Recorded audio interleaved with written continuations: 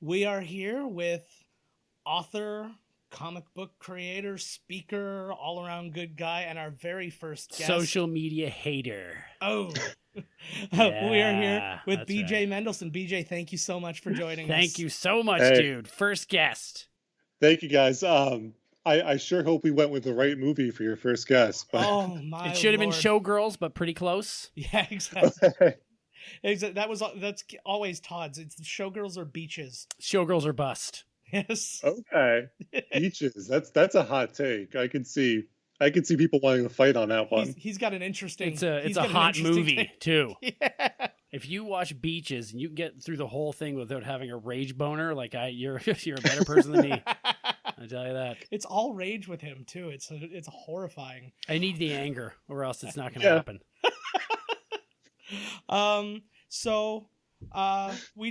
We talk about your books. You have social media is bullshit. You have you have privacy, and we want. I just need to know right now. Is our Facebook page the reason Donald Trump got elected? Would it help if I said yes? No. It helps me. Yeah. Sleep at night. It had nothing to do with it. Okay. I totally wanted to speak to you about this because I absolutely, I know you do not hate, the tool itself, but you're very educated about it. And I've always, for literally no reason at all, hated social media. Asked this guy, I was like the last guy to have a cell phone, total Luddite. Yeah. And then I saw that you wrote the book, Social Media is Bullshit, which I think you should have put an exclamation point at the end of the word bullshit, like you were screaming it and then throwing your phone. This is bullshit, and then throw it. But I dig your style on that. And were you totally fuck you, everybody? Can we swear into this thing? Well, we swear in every other episode. I don't think we should stop now. Okay. So were you totally totally awesome, fuck everybody, when you were saying that social media is bullshit, and then suddenly we find out what you've always known, which is it's so rigged that it's disgusting, and Mark Zuckerberg is actually an android with human skin stretched over top of him. Right. He looks a lot like Data, or so the internet tells me. He looks a little bit like Data from Next Generation. Like who? Data. Oh my God, you're right. I have never thought about that before, and now I can think of nothing else. You have to Google this. Just Google Mark Zuckerberg Data, and it's fantastic. It'll make your day. Yeah. Did you feel a little bit of vindication when you've got your book about privacy, and then everything comes out with him? Were you holding your book out the window, going, "I told you"? This has happened twice now. So I started writing social media is bullshit in 2010. So I was a little ahead of the curve, and then it was just after all the stuff started to happen, I was like, "Yep, I totally called it."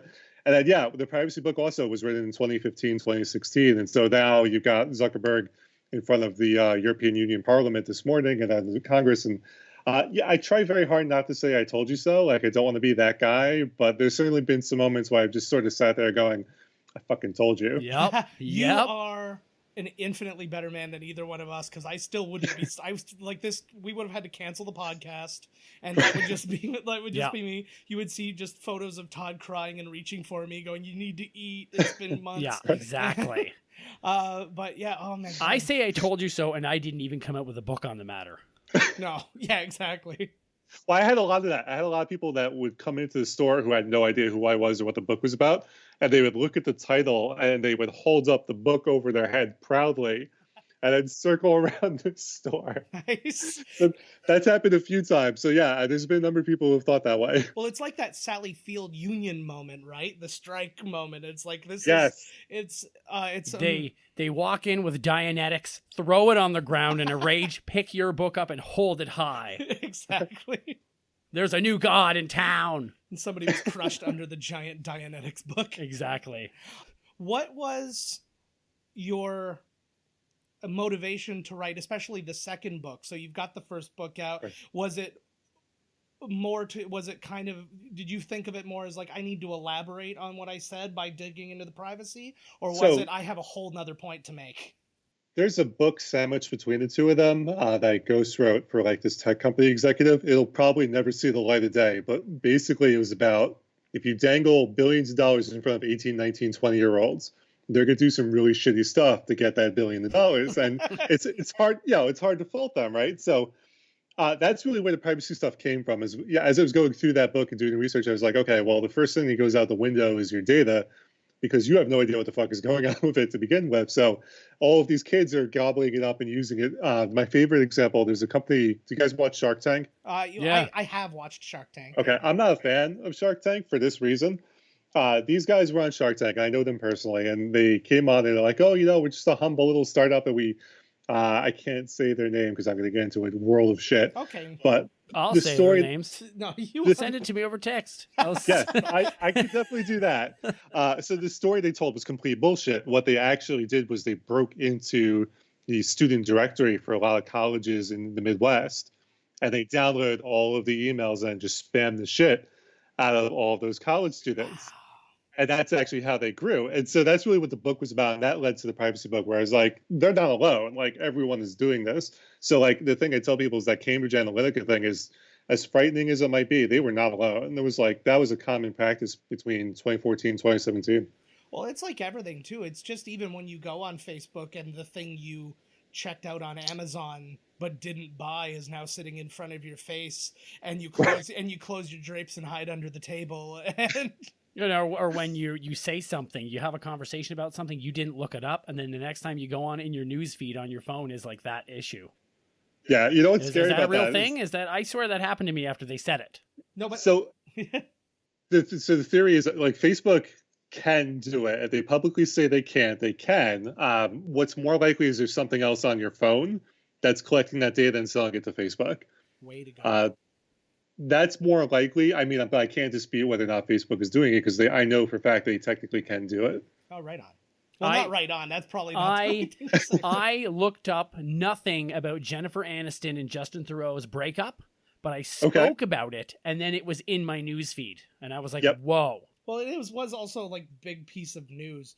That would be like when Osama bin Laden was caught. Is like, what, I talked about him with somebody the other day. Now all of a sudden it's on the headlines. That happened to me too. I was talking about that volcano thing in Hawaii, and there it is on my phone. Yeah, I'm like, they're watching me. So Todd doesn't necessarily get the difference between the news and privacy. There is no difference. There might not be. I'm talking about doing like this not serious at all podcast with my friend Jackie, and we're like, okay, we're gonna get high and watch Batman the Animated Series. And so the first episode is going to be with Red Claw. I haven't thought about Red Claw in like 25, 30 years, or however old that show is now. Next thing I know, I'm seeing shit for Red Claw. That happens. In Facebook. No word of a lie. Just a side thing. We were talking about. It was a band. What was the band? Oh, it was in the Night Sweats. Something, yeah. It was. I can't remember something in the Night Sweats. What's his name in the Night Sweats? And and we were just talking about him, and then he went home, and then I texted him just a screenshot from my phone on Colbert. That band was playing. I was like, that's just how our lives work. So every time we talk about something, it appears immediately, like we wished for it. That's awesome. I hope that helps with book sales. I'm gonna, for real, no doubt. But I mean, it is, it's one of those things, and we've done several movies now where they became so much more relevant after they came out. Like when the movie came out, I'm trying to think of specific examples right now, but a great one actually would be Canadian Bacon was a really good example at the time, where it seemed like such an out there, stretched out satire, and then as you kind of get deeper and deeper, you're like, oh, this is just kind of what it is now, isn't it? Like it's what it feels like, and it's been so much more relevant, and I feel that way when I saw again the release of your books and then what's been going on more recently. It's almost a little weird, man. A little weird. It's like that Stranger Than Fiction. You've been writing it down and then it's been coming to fruition. Okay, well, I want to ask, where did your this wanting to look into the internet and social media, like where did that start? Where did you find this information as well? Like where do you look for this kind of thing? Back when I was 18, I wanted to be a stand-up comedian. And in New York State, if you're under 21, you're not allowed in a bar. So I was having trouble getting on shows because they're like, we can't have you in the case that we get spot checked or something. So I said, all right, if I rent out your venue, could I do comedy? Like, yeah, you can do whatever the fuck you want if you rent out the bar. So I did 55 of those shows up and down the East Coast where I was doing comedy and working with bands, and I had no other money beyond what I was paying to rent out the place. So I was entirely dependent on the internet to promote those shows. So like really early on, 1998, 99, I was using like GeoCities and Friendster and MySpace and Facebook back when it worked, and all the different platforms just to see if I can get a little bit of an edge in terms of drawing people out. So that led to like Sprint and Ogilvy and Mather and Sears back when Sears was the thing, coming to me for like consulting work to do advertising on the internet. And Like that's sort of where all Sears? this happened. What was that? Like Sears, like the Sears. like the bra section that I'm not allowed in anymore. That's why they closed the chain down, by the way. Just to let you know. They kick me out of that when I go next town over. That's crazy. So you basically, you kind of, you've now circumvented all of that, and like, what were your biggest findings? Like, so you've done all of that, and it was like, how does that come out in the end? So now you've done your shows, and so the big thing was I found, and I found this again throughout. So it's been over a decade now, which is kind of frightening. But I found over and over again that it was the offline stuff that mattered the most. Okay. And if you did the offline stuff right, that would drive the online stuff. Like they would, if you got people excited, then they would go online and do the promotion for you instead of like you doing the promotion for your thing. Okay. And so this is a crazy story, but I don't know if you guys remember it, but there was a race to 1 million followers on Twitter. Ashton Kutcher, CNN. Oh, I think that was back in the day. Yeah. I think I remember that, actually. Here's, didn't Ashton Kutcher blow them out of the water? No, there was a lot of shady shit with that. But here's the thing: it was Ashton Kutcher, CNN, Oprah, and then me. Oh. Like I was number 4 behind them, and yeah. So what happened was Twitter rolled out this suggested user list. So it was like 28 celebrities and then me. And I used to get really excited because Bill Cosby was on the list, and then there was my face under him, and now I'm not so excited about that connection. Yeah, nobody wants their face under Bill Cosby. or anywhere near Bill Cosby at this point. So they had that suggested user list, and what was happening was everyone was auto-following these accounts, including mine. So people weren't really following Ashton Kutcher or CNN. There was just all the news coverage was bringing people in, and they locked it so that you couldn't unfollow Ashton or CNN. So it was a bunch of shady shit that went on with that. But I tell you that because I was like, all right, close to 1 million followers, I should be able to raise money. I should be able to sell books for things. I sold maybe 28 books using Twitter, where the book went on to sell about 7,000 copies through offline stuff. And so that was the big takeaway, was even those years later when I was like, all right, let's see if this stuff works. It was the offline stuff that mattered most. Wow. I'll tell you though, you got to be named up amongst those people, your Oprahs and your Ashton Kutchers, and I just literally lost my mind when Kadeem Hardison liked a tweet that I did. Oh yes. I still have that. I'm a big fan of women's wrestling, so anytime any of those women like something that I posted on Twitter, I still get very excited about it. Wait, which female wrestler liked something you did? So Mia Yim and Diamante. Sweet. You know what? Yeah, I was gonna. You brought me there already. Okay. So I was gonna go here with you because I looked on your website. I was like stalking you online, which is what you do when you look at things online. Right. It's called research, sort of. Yeah, that's what they. Well, that's right. I'm sweating and kind of giggling, so it's kind of stalking, really. And so I saw what you said about 205 Live and how like you should. You think that it would be a good idea for them to put women in there.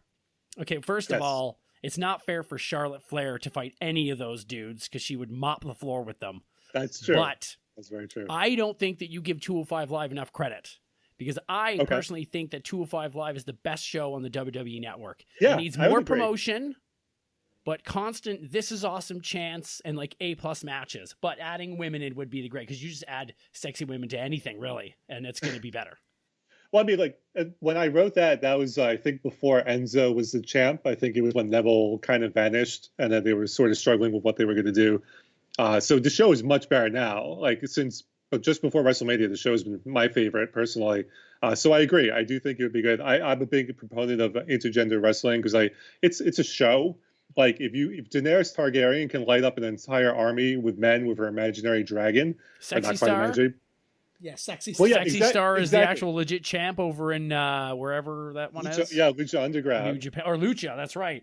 They have intergender matches all the time in the other companies. Right. So why, I don't know, it's probably, like you said, it's probably the old white dudes in the office are probably going to have a heart attack. Yeah. They're probably still not it'll over be that a we're letting while. them wrestle. Is she going to take her boobs out? No. Oh my God. Well, that's used to be what upset Vince McMahon. Yeah. They're not going to take their boobs out. Well, forget it Right. then. I wash my hands of the whole thing. Okay, so we go off of the books, but I do suggest highly that people go and check these books out. Social media is bullshit. Privacy and How We Get It Back.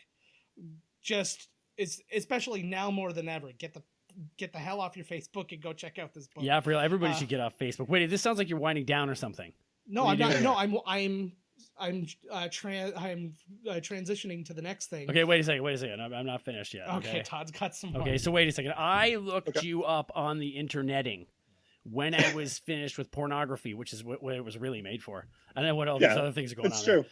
But I saw that you actually fist fought the ambassador to Pakistan in the UN parking lot.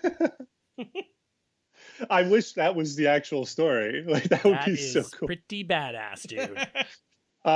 Yeah, no, I was a substitute teacher in a pretty rough city, and so I got along with those kids. I love those kids, but my tactics was basically to keep them in line through like scare tactics. So what I would do is I took this idea from my dad, who was a teacher in the Bronx for like 40 years.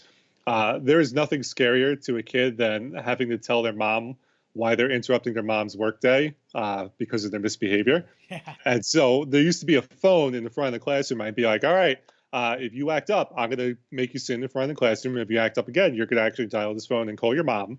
I'm going to get the number from the office, and you're going to have to explain in front of the entire class why you're being a dick. And so 9 times out of 10, that worked beautifully. That kept them under control, but it became that they were afraid of me. And so this one girl named Boutique, she kind of cornered me, and she's like, Mr. Mendelson, I ain't afraid of you.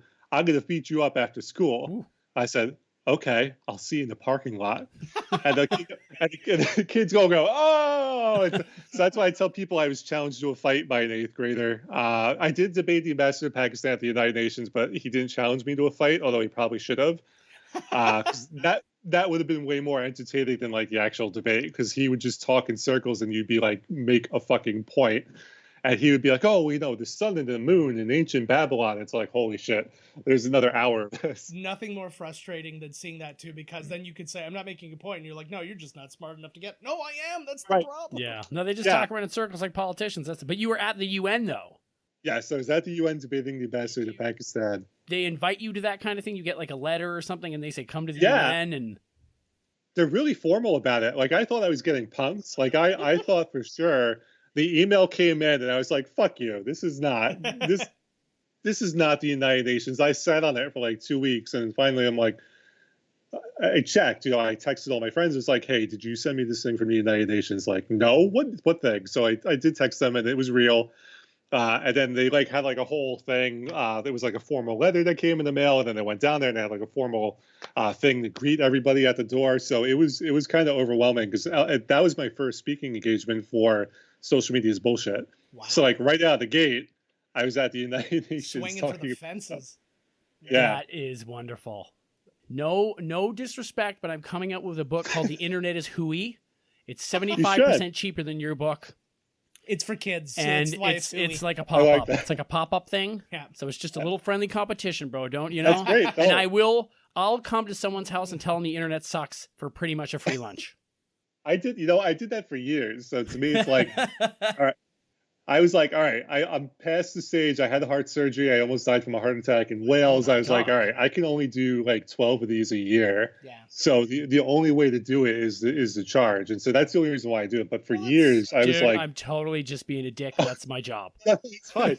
But by way of comparison, like those guys in that space usually make like $200,000 per presentation. Oh, yeah.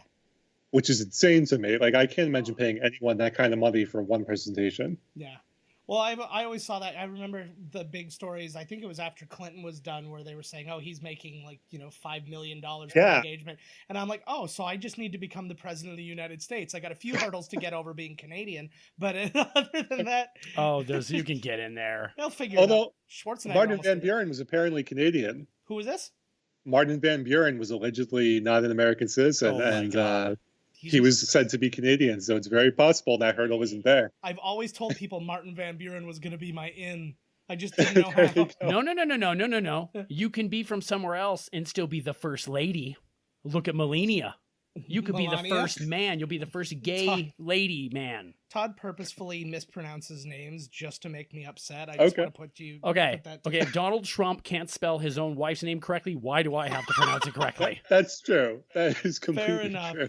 Okay, but yeah, so we jump off the books now, and I want to talk to you about Vengeance Nevada. I read the first issue today. Okay. And it was fantastic. I liked it too. To not spoil anything, because I do think people should go out and check this thing out. But I'm hooked right away when I get a Star Wars reference and something that's not Star Wars. So there's one in each issue. Yeah. Oh, perfect. So it's almost like you knew I was your audience. Again, probably the social media. When I was farting around on your website, I knew when I saw Rockbiter from the Neverending Story and I saw the wrestling, I was like, this guy's right at my alley. He hates social media. I'm like, this guy is probably my illegitimate brother or something. I very well could be. I was Santa Claus, so it's possible. That's right. It says there to you, right? You were, and Todd was a Santa Claus when we worked together at a restaurant. Yeah, that's really? pretty quick. Yeah, that's awesome. Let me tell you. Yeah, not allowed at the mall anymore. The wrong people. The wrong people were sitting on his lap, and he wasn't happy with it. Oh yes. Can I tell you about the best part about being the mall Santa? Is I didn't even know they were hiring. I just sort of walked into the mall one day and they had Santa. a booth. No, I should have. You dressed for the job you want. So they just had this little booth. I walked up to it. I was like, "Hey, I'm looking for a job. What are you hiring for?" She goes, "Santa Claus." I said, "I could be Santa Claus." And she goes, "You're hired." Nice. Wow. That's so all the qualifications you need. That's like the old movies that take place in the 50s when you wanted a job and you'd go in and you'd just take the help wanted side off the window. That's awesome. But yeah, so anyways, I'm reading the book and it's got a lot of things. The first issue definitely always, as in the case with any comic or anything, leaves a lot of questions going, because you're meeting these new characters. You're like, oh, what are they all about? And obviously you're learning a lot about these things, and you're going to learn more in the future. But what inspired you to line this kind of story up? So there's a couple things. Like, I started reading comics in the early 90s. Mm-hmm. And so for people that remember comics in the early 90s, it was all like anti-heroes. Right? It was like the Punisher, and Venom has his own series, and Ghost Rider. And I always loved Ghost Rider. He's my Twitter cover photo, but Ghost Rider is really fucking boring. So much so that, like, at the height of his popularity, they had the Infinity Gauntlet crossover, and Ghost Rider is nowhere to be found because the writers didn't know what to do with him. Like, he was just too powerful. So, like, we're going to pretend he doesn't exist. So it started with a challenge. It was like, okay, can I make Ghost Rider interesting? So that was the first thing. The second thing, I'm a huge fan of the Venture Brothers. Oh my God, me too. And I hate how long it takes between seasons. And so I almost died between seasons. And I was in the hospital. I was texting my friend Jackie. I was like, look, I'm not sure if I'm going to be alive by the time season 6 comes out. So I'm going to do a comic book that's got the same tone and the same sort of humor and depth as the Venture Brothers. But we're going to do it with an all-female cast, because the thing that Jackie and I always talk about is that the female characters in the Venture Brothers, aside from Dr. Miss the Monarch, really don't have any depth to them. Like, Triana Orpheus is a sex object, Molotov Cocktail is a sex object. There's like, I'm forgetting a couple of them, but you get the idea. Like, they really don't serve much of a purpose. Spot on. So with everything that's going on now and all of these female superheroes and whatnot in Avengers and your Wonder Woman and that becoming more prevalent, has that kind of validated you a little bit in creating? No, not at all. The only reason why we went, so I've gotten this question a lot, because people are like, oh, you're writing the social justice wave. I'm like, well, I don't mind it, but that's not why I did it. I did it because I'm better at writing women than I am men, because all of the women I write are people that are based on people I know. Yeah. And I've just been one of those people that throughout life, like 99.9% of my friends are all women. Mm-hmm. And so it was just easier for me to be like, oh, Kristen's actually based off of someone I know, who's Mohawk. And so some of her stories and experience really informs what Kristen's story is, because Kristen is Native as well in the comic. And so that's really why I went with an all-female cast, because I was like, okay, I can write this better. Nice. Whereas if I'm writing dudes, I'm going to really struggle, and it's going to turn to what you see in the movie, where every scene they're high-fiving each other and making a joke. Well, it's because Scott Wolf doesn't know karate. Clearly. But no, but what I was suggesting wasn't that you were inspired by that. It was that this kind of happened because, I mean, you had this obviously underway a long time before anybody ever saw Avengers, and then you get to see all these strong women all at once, and you're like, I have this woman thing, and now people are getting to see that and loving it. Yeah. And that's that kind of like, isn't this like this is amazing? Out. It's like I'm doing this almost before it was cool. We see, you notice the trends with my books. I tend to always be like a few years ahead. Adventures of Ada, that started in 2015. Yeah. So like it's been in the works for that long. So I mean that's when that conversation started for that book. Yeah, that's ahead of the curve, bro. Ahead of the curve. Yeah, you're definitely a soothsayer, and I'm not going to ask when I die because I'm afraid it's way too soon. Oh Lord. I had a lot of shit. 3 months from now. Yeah. That's actually you can't wait that long. You can't. No. I assumed I turned my air conditioner off, so I assumed it was going to be by the end of the evening. It might be. That's amazing though. But I really liked the art in this thing. I dug that it was black and white too. I really liked it. But the highlights of color and stuff, it draws your attention to that one thing as you're reading through, and you just get this one little bit, and it's just like, oh, I bring my eye over here. I really, really enjoyed I really enjoyed it. I'll be honest, I don't read a lot of comics. The first comic I read in ages was a compendium of Star Wars Empire comics. Cool. What a surprise. I know, that's all me. And very again, cool. and I was like, but in preparation for the interview, I was like, I got to check this thing out, and I was going through it, and I've read it 2.5 times since I got it this afternoon. That's perfect. And it was really, really cool, and I'm looking forward to seeing what happens with the rest of it. Well, that's how it's designed too. I like that you said that, because my problem with comics today is that they explain everything to you. There's a lot of hand holding, and there's no depth to it. You spend $5 for a comic and you're done in like 10 minutes, and then you just move on to the next thing. You can read it at least 3 different times and still catch things. Like the ending to the series is actually in the first issue. Yeah. Hidden away in there. Yeah, I did stuff like that. But I didn't want to say anything. Oh, you did not. Whatever. No, it was just kind of like I got to a point and I was like, who's this person talking to? Again, I don't want to spoil anything, obviously, right. But it's kind of like, what's happening here? And I'm like, oh, this must be a big flash forward. So I was just kind of like, yeah, it was really cool, and it made me feel. It was definitely really smartly written, because it made me feel like, am I missing something? But indeed, it was just because it was leaving those questions, and then that's what I realized. It's like, oh, it's like the beginning of a TV show or anything. You're not supposed to have the answers. That's exactly what I was going to say. Like when you watch Westworld or one of these shows, and you're like, man, like, but then as the episodes go on, they explain themselves, like what Lost was supposed to be. Yeah, but turned out to be right. absolutely nothing. It turned out to be something different, which actually happens in this movie too, right? Like you're watching, very clearly they had like this vision, right, of and they didn't explain anything to you other than, oh, the big quake, and here's this strange city, and then they just sort of drop you into it. But what I would like to think is that I have a plan, as opposed to this movie that we're going to talk about. Yeah. So, well. Yeah, I was going to say, well, we might as well just get into that, because you do owe us an explanation. Just give a little bit of backstory. A long time ago, we put out to anybody that we would do requests. Like, we're not, as much as we like to do the movies we want to do, we would entertain any requests. And then we get a tweet from Mr. BJ Mendelson who says, you need to see this movie. Or we need to do this movie, and this movie is Double Dragon. So explain yourself, sir. All right, so there's really two things going on. The first is that I'm a bit of a practical joker. So there was a little bit of trolling involved. I've done that with every single movie podcast. Yeah. Okay, so I have this list, and I talked about this on the interviews, but I've got this list of about 10,000 active podcasts. Mm-hmm. About 2,000 or so of them are movie podcasts. So as when you go through any big research project, you have to amuse yourself. Yeah. So as I was going through the list, I'm like, I'm going to message all of them and tell them to watch Double Dragon and see how many of them I could get to actually do it. Only one of them had already done it. FilmSack had already done an episode on Double Dragon. Everyone else was like, I've never seen this movie before. Tell me more, stranger. So I was kind of pleased. The second thing was I was curious, because I've spent a lot of time as a journalist, working for different media outlets, and I was always curious about, can you make something a thing? Like, can I make Double Dragon? Can I make Fetch happen? Can I make Double Dragon a thing?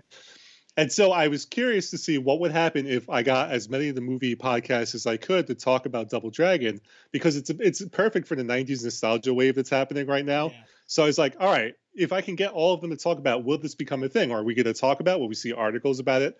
Like Face Off last year had its 20th anniversary. Mm-hmm. And so there was like this wave of nostalgia for Face Off. I'm like, what if we could do that for Double Dragon? And so that's sort of why I plus also I enjoyed the show.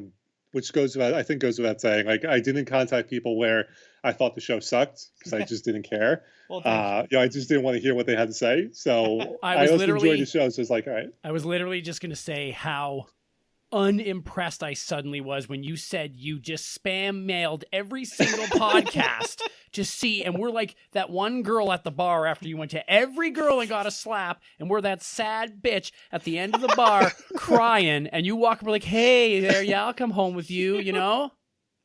That being said, we are that sad bitch, so I don't really know what that was. I'm pretty sure that's what I wrote in our mission statement. Yeah. Well, there you go. Yes.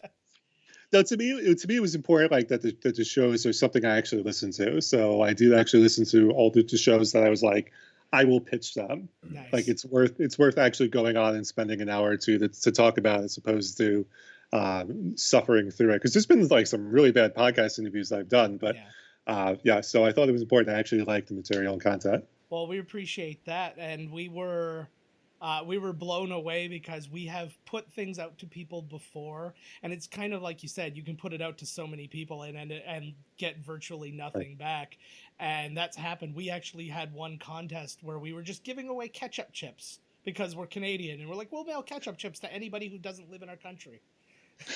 They think that they're disgusting and wanted nothing to do with it. Yeah, exactly. Wait, so let me ask, where in Canada are you guys? We live in St. Catharines, which is virtually right on the border with Niagara Falls and Buffalo and all of that. So I know it well. Yeah. Where are you? Yeah. New York?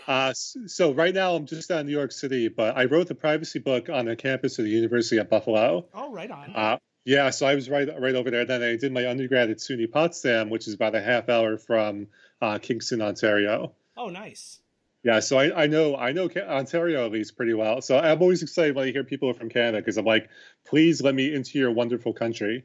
No. What? No. No, he's welcome anytime. Okay, fine. You're lucky I don't work at the border, bro, man. I'd send your ass packing.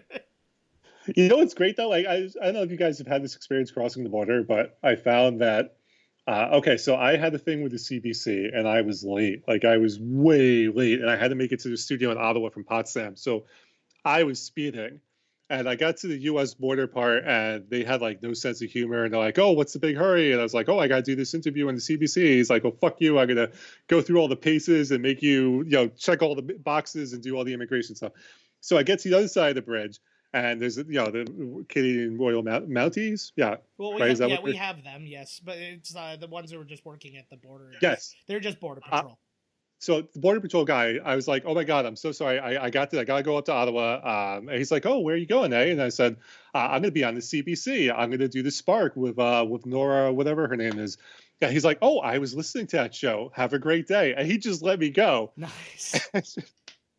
And I found every single time I've crossed the border that's been like a similar experience, where the American guards are too serious and the Canadian guards are generally very friendly. I cross over fairly often, and it's always hit and miss with me. I go over sometimes, and it's like, oh, we're going to the football game, and everyone's like, oh, have fun, don't get too drunk, blah blah blah. But then you come back, and like I have my Nexus card for the the quick passing and stuff, and there's a Nexus bridge that gets me over to Niagara Falls, New York, and that's supposed to get me through, and I got searched because I had my daughter with me, and I think they just assume that you're going to kidnap that because I'm a guy, I'm going to kidnap this little girl. So that means that you already have and are now escaping. Yeah. Well, I was also over the border for a short period of time, so they may have thought that I was like bringing drugs over in my doll that's shaped like a daughter, but she didn't get searched. It was fine. That's amazing, because I've gone over that bridge numerous times. It's always like in the worst possible area too. Like you don't know where that bridge is unless you like go out of your way to find it. That's crazy to me because I've never been stopped on that one. I had never been stopped before, and usually they don't even take my card from me. That's the best one. It used to be the best one, but now it's just for like rich people with like a special pass. Well, yeah, you know, I don't even think it's rich. I don't remember how much it cost, but it wasn't much. I'm not. It's not much. Yeah, if I have one for my baby, I'm gonna get that. It wasn't have been that expensive. I should look into that actually. Yeah, get a car first. Yo, presto. Yo, presto changeo. But So anyone traveling to Canada, get your Nexus card. Yeah, exactly. That was the hardest part, actually. I had to go over to New York to get my card. Oh, really? Which I have to circumvent that entire. I've said circumvent twice in this interview. Beautiful. I feel like a goddamn genius. Beautiful. I had to go around that entire bridge and come back and be back at that bridge to go and do the interview on the New York side. It's a test. It's a test. Yeah, see if you have the patience. And if you survive that route through the Americas. Yeah. And you make it, you're like, you made it, man. You're in. It's the dirty part of Canada. Oh, yeah. Okay, but I digress. So Double Dragon, we took it more as a challenge than anything else, and we can announce it here. We decided to make it a month of bad video game movies. So we're like, okay, well, if we're gonna do Double Dragon, we're gonna double down, and we ended up making our episode that's gonna follow Double Dragon is going to be Super Mario Brothers. And we lost the will to live in that one. We do our episodes fairly late. So, I mean, we usually don't even... Again, we're recording this. It's evening. Usually we do a mini episode. We do a couple other things. We might do a YouTube thing, and then we'll do a movie. We'll be finished at 1 o'clock in the morning. So we're tired. But this one was a whole new level. It's like we did 12 pounds of heroin in the afternoon and then started a podcast. There's like 12-minute gaps of just silence, crying, sighs. You're like, I didn't think a sigh could go on for 6 straight minutes, but it is. Yeah. And that was when I asked the question, because we did that movie. We haven't recorded Double Dragon yet because we wanted to do that in conference with this. But we right then I was like, what did we get ourselves into? So when we were talking, you said you had to rewatch it. So upon your rewatch, what did you think? It's not as bad as I remember it. Yeah. I found it's 10 years too late to be a bad 80s movie, and it's about 15 years too soon to be a perfect superhero movie for this day and age for kids. Yeah. It just came out at a really shitty time. And you know what's crazy is that Paul Dini wrote this. Yeah, I was going to mention that because you were talking about doing all the Batman the Animated Series. This guy literally wrote everything that was Batman animated, created Harley Quinn. He did? Yeah. Yeah. No shit. Yeah, and he wrote this movie. And the guy from the co-creator for Breaking Bad, I think it's Peter Gould, I think his name is, also has the story credit for Double Dragon. He has nothing to his name except Double Dragon and a giant stretch, and then he wrote 11 episodes of Breaking Bad and is the co-creator of Better Call Saul. And I'm just like, you got to be kidding me. And I went through all those, and then there's 2 other writers involved, one more story by and one more screenplay credit. I've got them written down somewhere.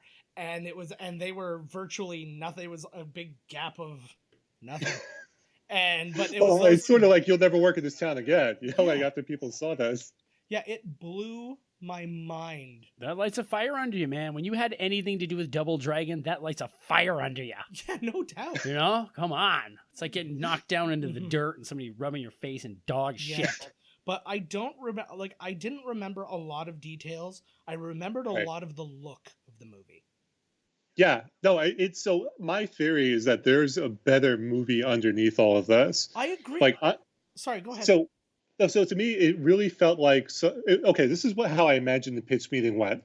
Someone came in and said, I'd like to do a movie on Double Dragon. We own the rights to it. And they went, okay, yeah, sure. What's it about? And that person went, fuck if I know. So they took that as a challenge, and they're like, all right, I got a complete blank slate. So I'm going to take stuff from RoboCop that I really like and stuff from like Mad Max that I really like. It's going to have like this gritty, crazy future setting, but it's also going to have like that cynical wink and smile. Like there's a couple of things in it that are very clearly like they know that they're fucking with you. Like it's in the movie, like that giant crank at the beginning of the movie is clearly them just having fun.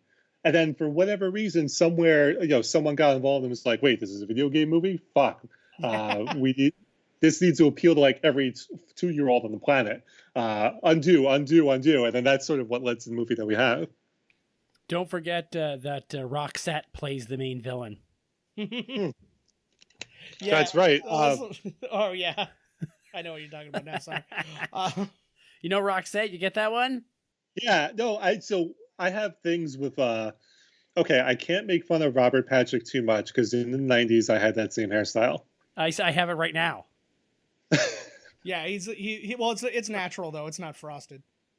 Okay, all right. No, I went like the full frosted look, so I'm kind of like, all right, but no, yeah, it's funny because he's done interviews about that movie. Like I tried to get before I started this, I contacted Paul Dini, I contacted Alyssa Milano. Like I was in touch with a couple of people on the crew because I was like, I want to do this as a book. Mhm. Like I want to do like an oral history of the worst video game movie ever made. And I could not get them to bite. But Robert Patrick has since done interviews where he's been like, yeah, I know the movie sucks, but I really enjoyed that role.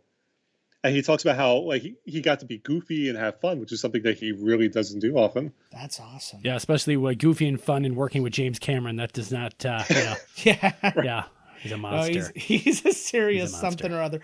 But that's it's crazy to me, and to see kind of all these people, and a lot of them kind of at their hottest. Like Alyssa Milano was, like that was just at the end of. She was hot as Who's fuck the Boss in that at the movie. time? Well, like Who's the Boss had just ended not too long ago. Well, there's that line. They I guess the story is they went back and added the line of Lash saying to her, now I know who the boss is. I guess like she says the name of the show, and I'm just saying like, oh god, that is so fucking cheesy. Well, and did you see the comeback from that?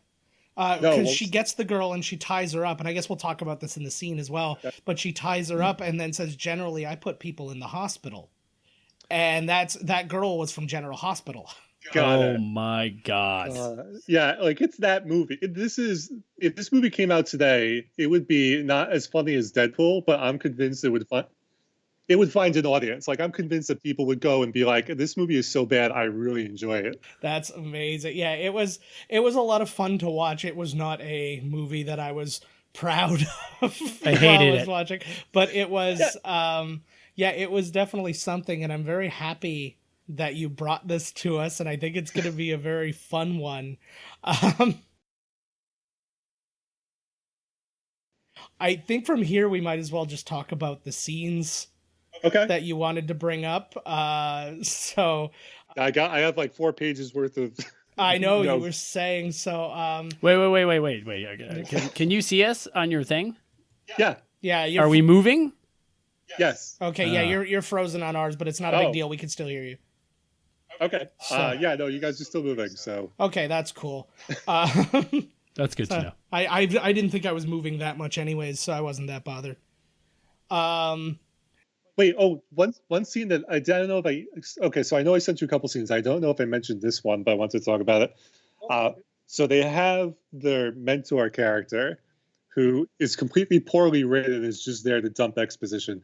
She dies, right? So she dies, and you get one scene in the whole film where they have to act like serious for maybe 30 seconds. Oh, this scene blew me away.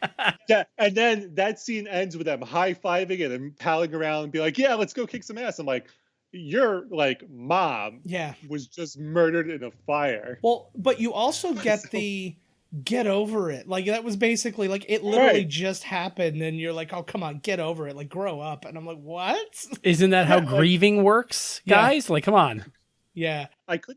I could not believe. Like, I understand that they were really young because kids were watching it very clearly. Because you have a Bobo farting later in the film. Yes. Because he's getting force-fed spinach, which to me is something that we totally should do in Guantanamo Bay. Yes. If we don't do it already, is force-feeding people spinach. Yeah. But yeah, like I know that they had to move past it because it was someone dying, but still, like the movie doesn't stop at any point and take itself seriously, which sounds kind of ridiculous, but it's not a comedy. Like it's not billed as a comedy. So you kind of have to have these stakes, and there's no point where Billy and Jimmy aren't high-fiving and cracking some really bad joke. Like even that scene lasts all of 30 seconds before they're right back to it. Absolutely. And actually, and to the point of that too, they're so afraid of it that you can see them dive away from it. It's getting serious. It's getting serious. And it's like when you have like two guys having like a real moment together, and it's like, oh, I'm not gay or anything. It's like, well, no, nobody was saying you were. Like, just have a moment, be a human being for a minute. Yeah. No, okay, listen, okay. Sometimes a funeral is pulled off so flawlessly that there is joy and there are high fives. Yeah. True. Yeah. This is true. When the pyro goes off exactly when you want it to. Exactly. I understand. There was a couple of things in this film, though. Like, did you catch the line where he says, run, you little tontos? Yeah. Yeah, like, that seemed weirdly offensive to me. I know. It does actually sound really offensive. It was like And I don't... Oh, go ahead. Well, I was going to say, well, you know, it was the 80s, but it wasn't the 80s. It was the 90s. No, it wasn't. Like, it was just, it's one of those things, because we have... on the show, almost all of the movies we've done have been from the mid 80s, and all of them are the most like movies that we hold in the highest esteem in our hearts. Of like, you know, we did like Revenge of the Nerds, and we're like, we love that movie, and you're like, okay, it's a homophobic, racist movie that features a rape. Like it's I've never heard it put that way, but that's brilliant. Yeah, it was the episode title was "If Bill Cosby Was a College." Like it was like literally was a college. Yeah, it was horrifying. Like you break it down, into three things. You break it down to the only reason that Lamar is considered a nerd is either because he's the only black person in the movie, or he's gay, or because he's gay, and then. And then you have like other like comments about it, like the javelin for his limp-wristed throwing style is precisely what they say. And then Robert Carradine has sex with the girl with his fake Darth Vader mask, so they didn't get sued by Lucasfilm.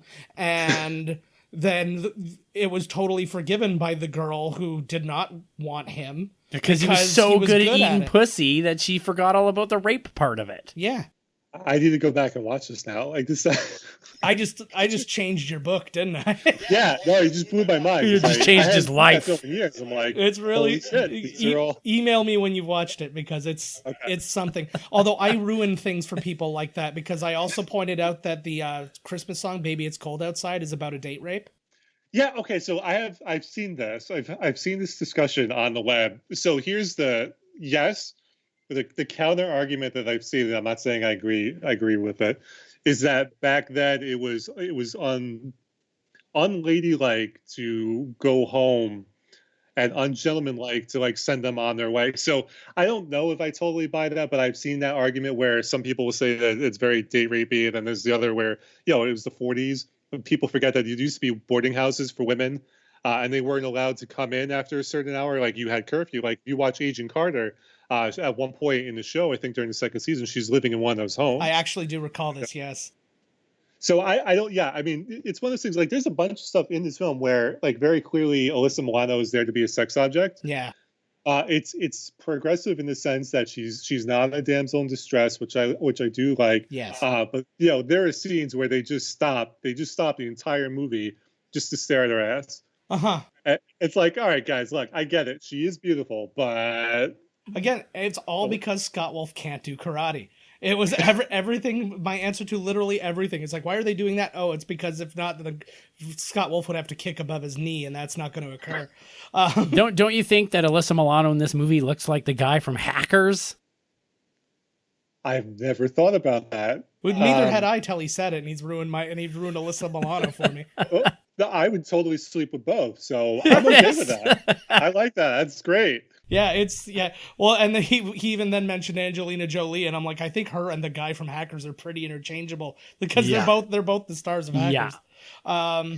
You ever seen pictures of Angelina Jolie making out with her brother? Like, you don't know which one's which. You're like, what am I looking at here? It's true. This is very true. All right. Okay. So let's just dive now back into the beginning of this movie. Okay. So they do their prologue that has nothing to do with the video game, but gives you at least an idea of what is going to occur. And Super Mario Brothers had a very similar one where they were like, once upon a time, there were the dinosaurs. And like, it's just all these different things that I'm like, but you could explain the video game essentially, go, this is kind of what world we're in, but this is what we're on a different adventure. And then you can basically forgive everything from there. But instead, they just tell a story that almost has nothing to do with the movie, except the medallion. You know what was my favorite part of that? I don't know if anyone remember. I don't know if you guys remember this. There was a show. There was a syndicated Mortal Kombat TV show. Yes. Yeah, Mortal Kombat Conquest. That featured Mark Dacascos as Kung Lao. tell me that the opening scene, the Double Dragon, looks like that they shot on that set with the same actors on the same budget. Like it looks like they just took footage from Mortal Kombat Conquest and then just wedged it into the start of the film because they knew that it was running a little short. Well, that Ao Leong was probably in it still. He's in every movie, so he was in Big Trouble in Little China. He was in everything. Oh my god! So he was probably there. But yeah, so now we get the idea that okay, this movie is all about the medallions, and then we also I also assumed that all of that stuff was flashback when they were, the ninjas were fighting the townspeople and whatever. I'm like, this is all part of the big flashback, and you're going to find out that these people are going to be descendants, because I just didn't remember. And then all of a sudden she whips out a computer.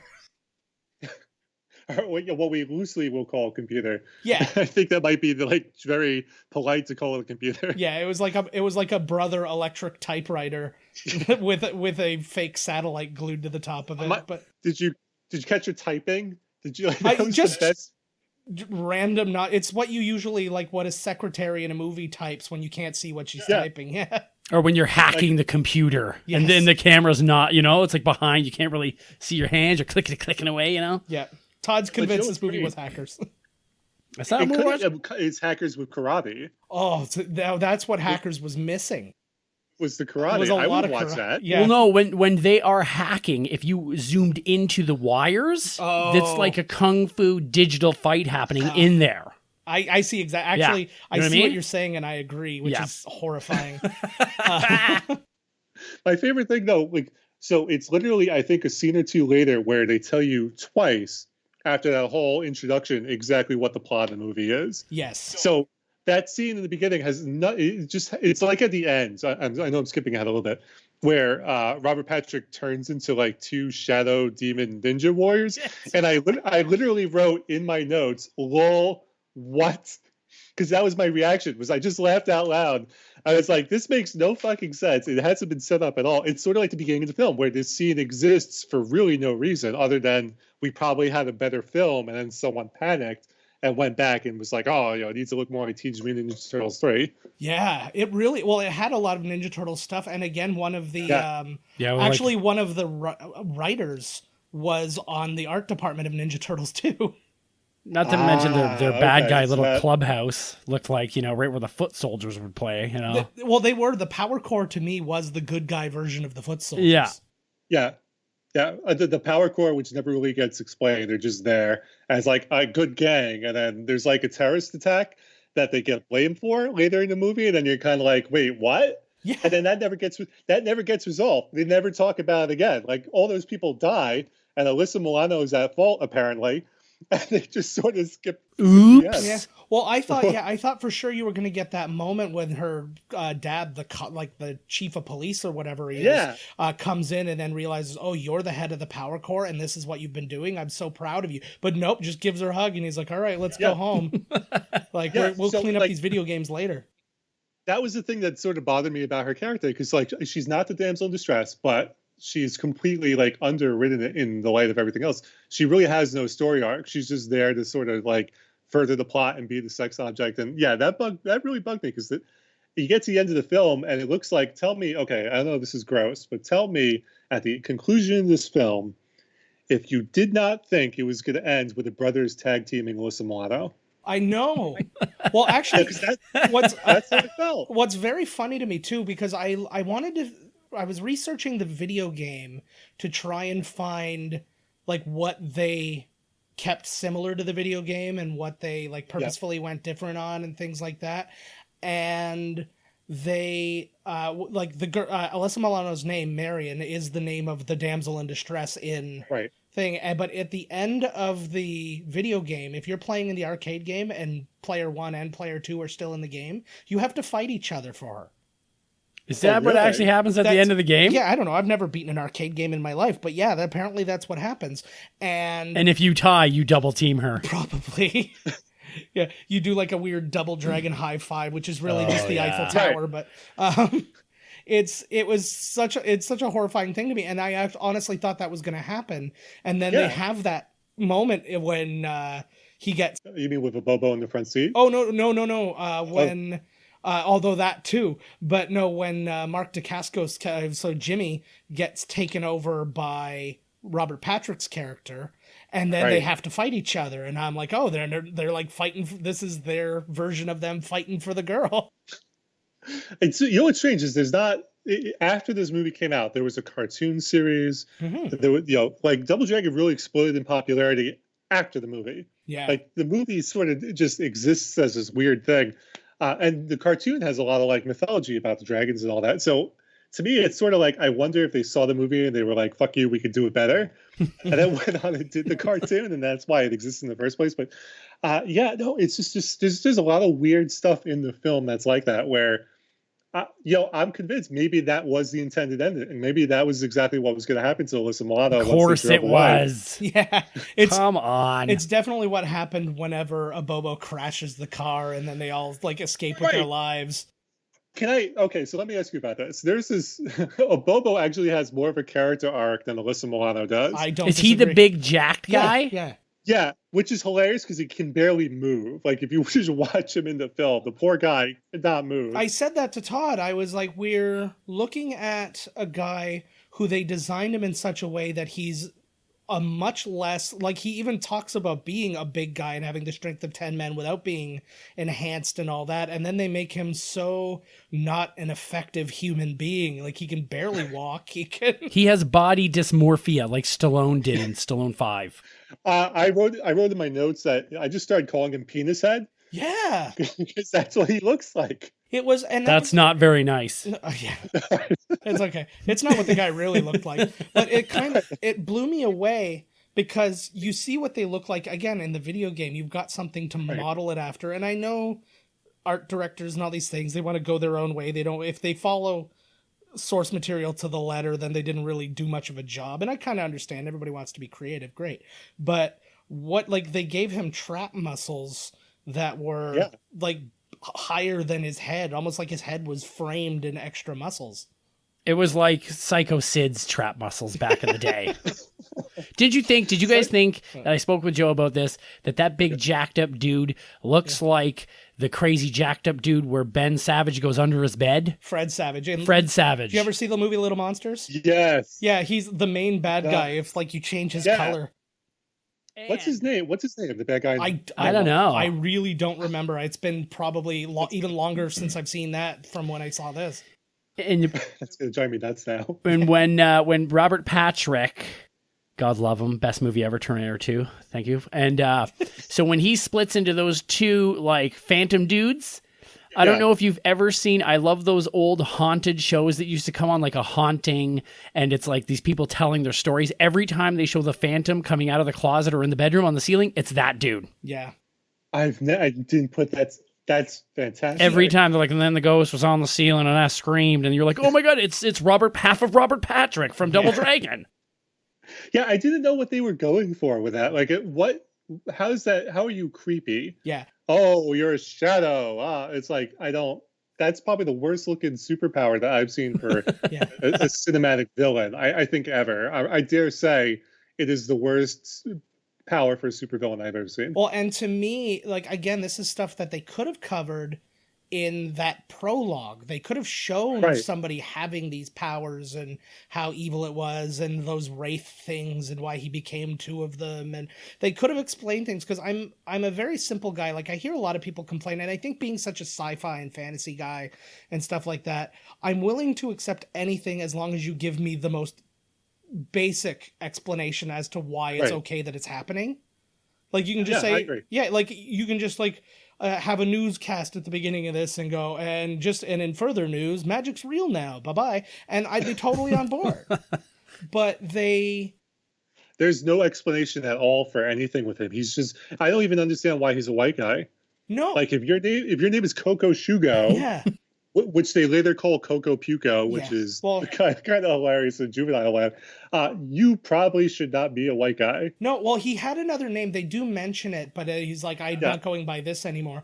And they even missed an opportunity, because in the video game, the main bad guy's name is Willie. Like, they kept it simple. Yeah. But they could have made him so he was Willie something and then changed his name to this to, like, honor the spirit. Like, again, it could have been another prologue kind of thing.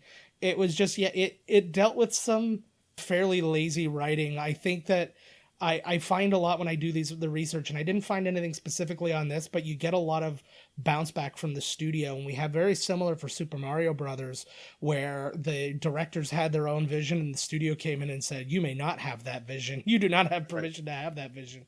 And I don't know if that broke it up in this, but yeah, it definitely left a lot to be desired.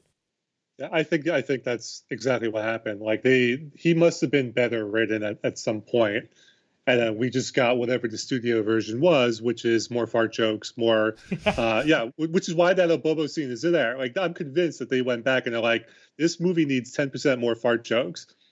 Let's have Alyssa Milano force feeding him spinach and farting, because that's the thing that we need in the film. Yeah, and while I never disagree that fart jokes are always necessary, but it was definitely something. It was a weird thing. Did anybody get a kind of a Purge vibe from especially the beginning of the movie? Yeah. So okay, I wrote in my notes like very clearly. This LA makes no fucking sense whatsoever. Yes, New Angeles. There is no internal logic to this. There's like, it's divided by gangs, and the gangs have the night and the people have the day, and yet tourists come to the city, and there's a tourist boat, which plays in later on, and it's like, wait, what?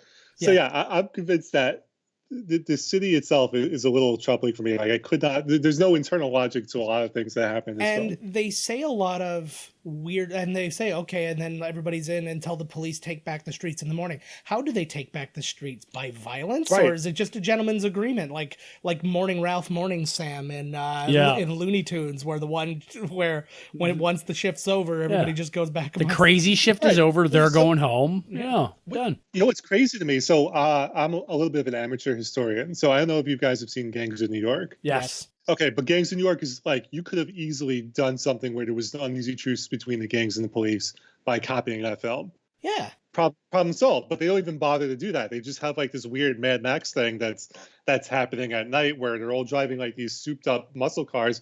It's like, wait, if it's an abandoned or kind of abandoned city, where are you getting all the parts for your car? Mm-hmm. Like, this makes no sense to me. Or why are you living in an abandoned theater? Because during the day there's people here. So shouldn't the theater not be abandoned? How are you living there? Yeah, exactly. So like, it was just driving me up a wall at one point. Yeah, no, absolutely. It was funny because we did just stylistically, you get so many different things. Like you said, you get some Mad Max, you get some Ninja Turtles, which I'm guessing they took a little bit from because it got some, it had some success.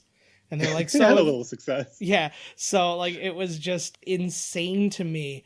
I want to go back and talk now about the first big monologue from Robert Patrick. I know you said you had some stuff to say about that. Yeah, I'm just looking over my notes from like his monologue, and I was like, what? So on one hand, there was a problem I had with season 4 of The Flash. Okay. Where it took forever to find out that the Thinker wanted to make Central City go full retard. Which is exactly what it was. I mean, if you've seen Tropic Thunder, you know exactly what I'm talking about. Oh, yes. That was exactly his plan. But it's not until episode 20 that you figure out why he's doing what he's doing and what the plan is. So I give them credit for giving him like that big evil monologue scene. But I don't know about you, but I could not for a second buy any of it. Yeah. I was watching and I'm like, what are you talking about? What if you're so rich? Why do you want to control this city? And if you can control any city, why would you control the shittiest? Yeah. Well, what sense does that make? Yeah, and on top of that, if you're so rich, you don't have to worry about literally anything anymore. Yeah.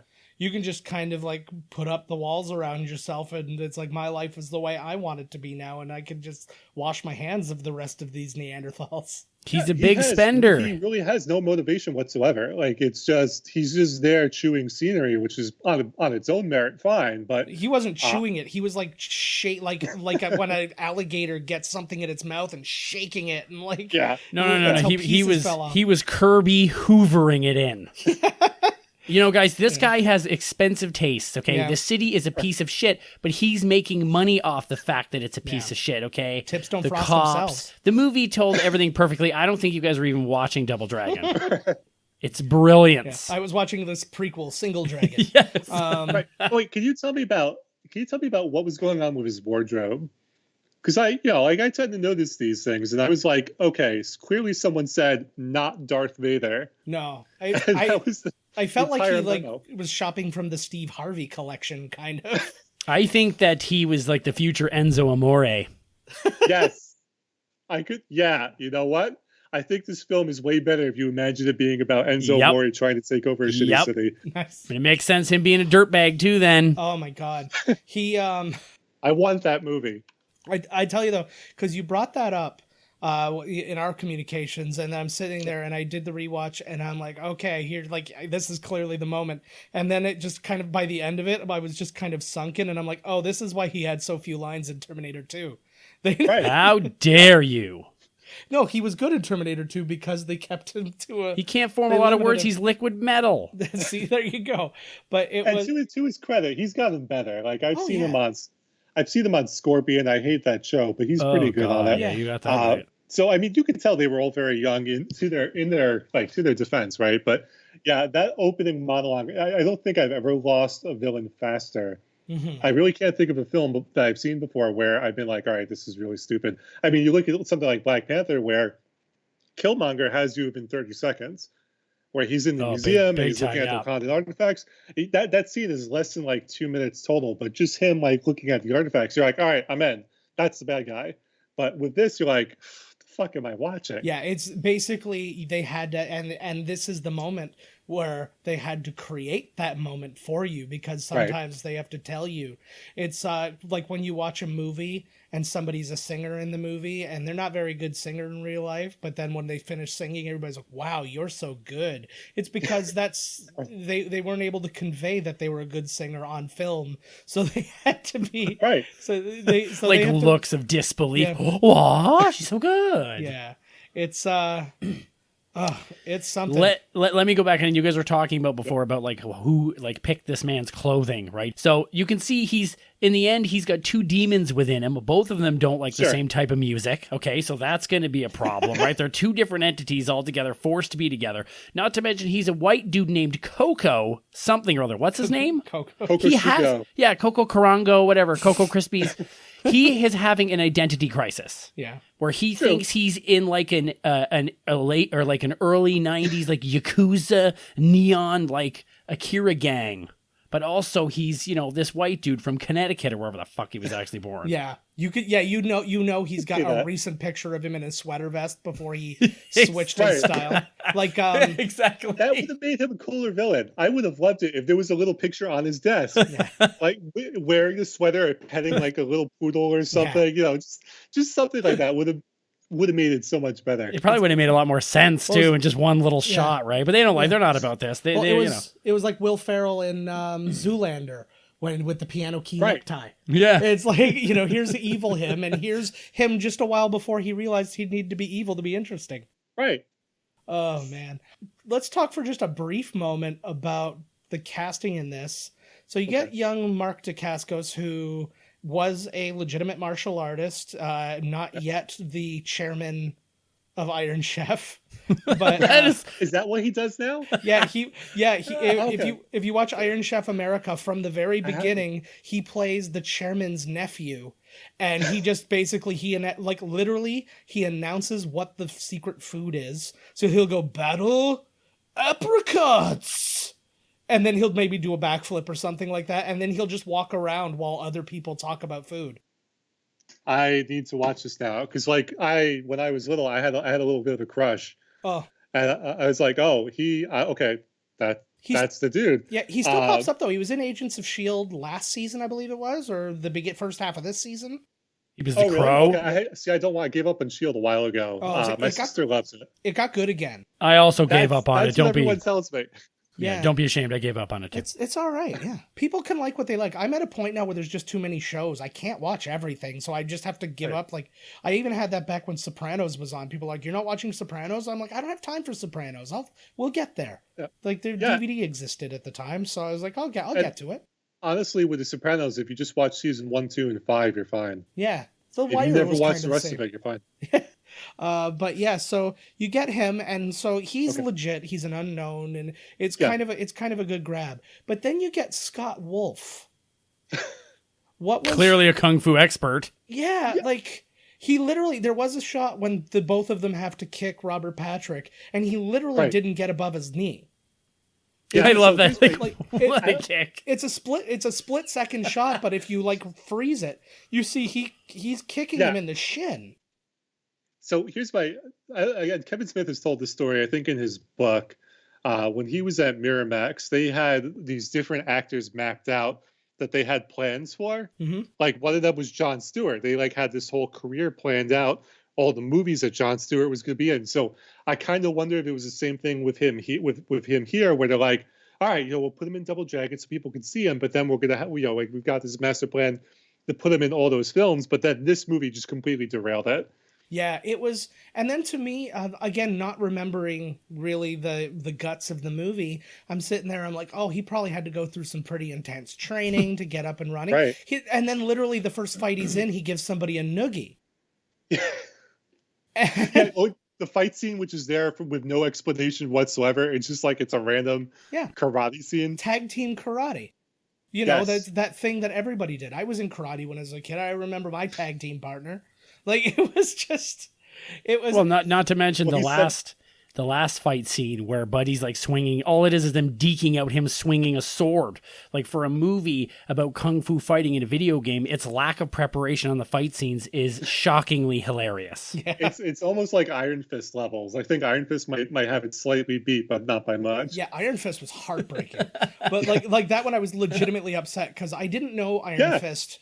I didn't know him from Adam, when I heard about him, and then I've got some comic book fans at work and stuff like that telling me you got to check this guy out. You've got to, it's like he is the best fighter in all of the Marvel universe, and it's all this stuff. And I'm like, ooh, I'm gonna strap in. And then I'm watching, and I'm like, literally every fight in Daredevil was 1,000 times better than this. Yeah. Oh yeah. It's no comparison. Like there's a cut every 3 seconds in any of the fight sequences in Iron Fist. Yeah. And to me, it's heartbreaking because that character really should be smiley Batman. Yeah. Like it's just happy Batman. That's all you need to do to sell someone on Iron Fist, and they completely just. I'm gonna get off on a whole tangent about that show. I like that happy Batman. That's a good way of putting Iron Fist. Actually, that's what he is. Happy Batman. Yeah. What I kind of picture. Had this been made maybe in the early 2000s, it would have been played by Brendan Fraser because he was the king of the fish out of water, happy idiot movies. Yeah, I could totally. Let's remake the film right now. Brendan Fraser has nothing to do. Oh yeah, he's just being a meme of laughing at an award show. Yeah, he performs it live though every time. He's a giver. But you wish you were a meme. I tried to be once, and nobody took it. It didn't catch on. I was nude.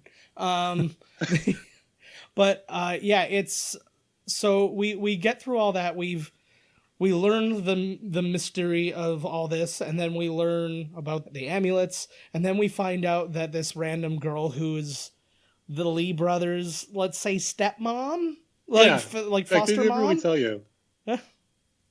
So we don't know who she is, but I honestly thought, I'm like, is she one of their girlfriends, or is she like their sister or something? Because she doesn't look like she's different age, and then they just randomly bring up it's the scene when they're like under the care of, and then they say Satoru whatever, and I'm like, what? Like she's maybe 6 months older than them.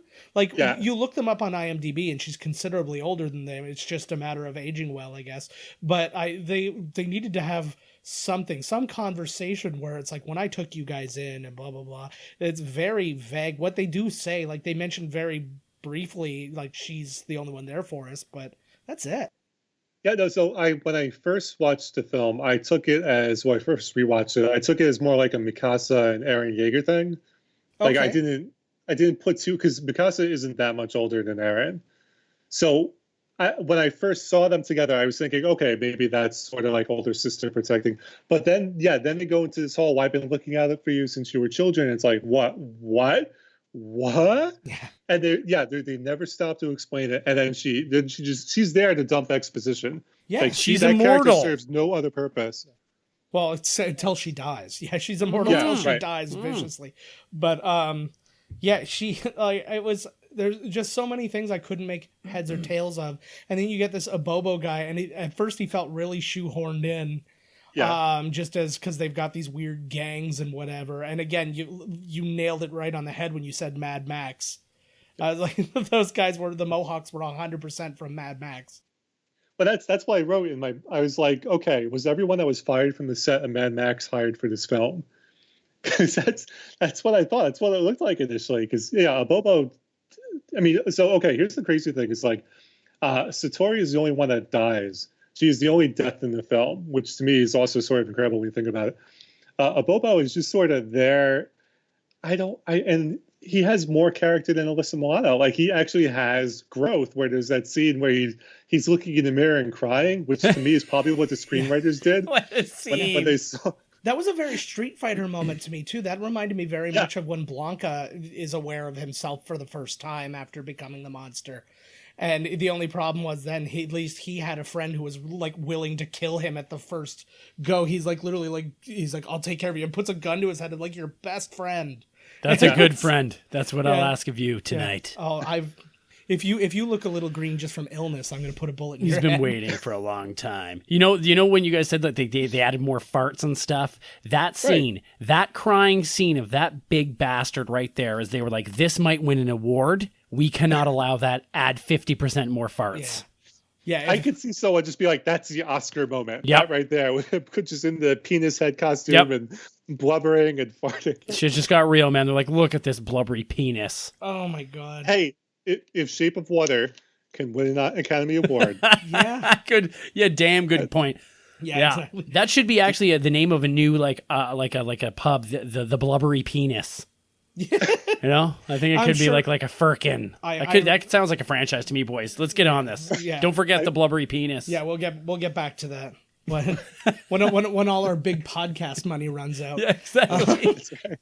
But and then so I mean we get to the end of the movie. We have the weird battle of it, and that was something I found too. Just getting to the end of the movie, it felt very. You had the beginning of the movie, then the end of the movie. Right. I didn't find really a middle of this movie. Yeah, no, they go from one thing to another, high-fiving each other weirdly. Yeah, because I was sitting there, and I'm honestly, because I was doing some little research on the side and stuff like that, and I'm just sitting there, and all of a sudden it went from, okay, Satoru's dead. Like, to me, that's the end of Act 1, or should be the end of Act 1. And, like, only moments later, they're like, now it's time to take the fight. And then you're all of a sudden in Act 3. Like, Act 2 was a minute and a quarter.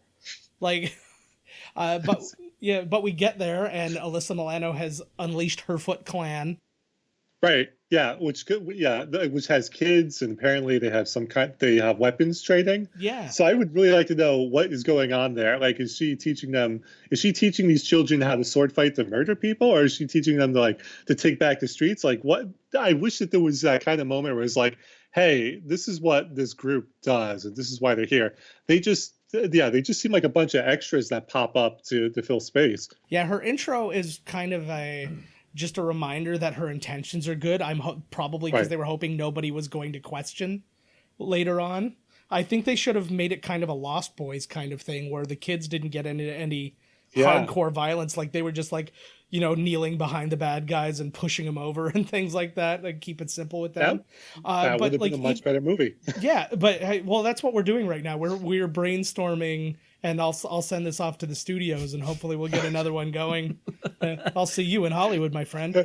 But dear Paul Dini, yeah. You remember that film you wrote 25 years ago? Yeah.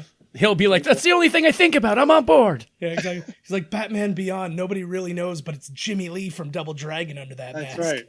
But he is, but so we get to this point, and then you have this battle, and like we've talked about already, him splitting off into the other characters, and then you get the possession of Jimmy Lee. So you get it a couple of times because he also possesses Robert Patrick also possesses Satoru. I'm not saying Kokoshugo, you can't make me.